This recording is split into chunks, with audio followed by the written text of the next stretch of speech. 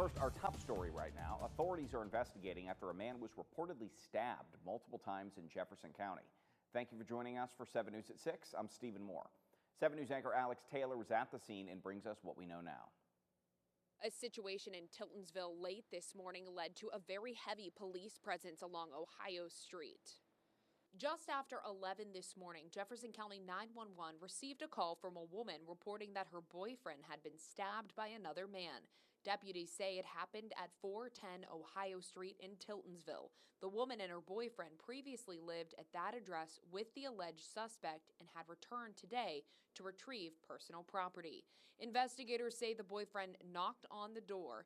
The suspect came outside, an argument started, and the suspect stabbed the victim multiple times.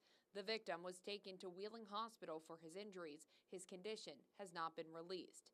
The alleged suspect is now detained and was transported to the Jefferson County Sheriff's Office for questioning. Neighbors off camera tell me this street has seen a handful of problems in recent years. The resident I spoke with didn't want to appear on camera, but did confirm his past concerns.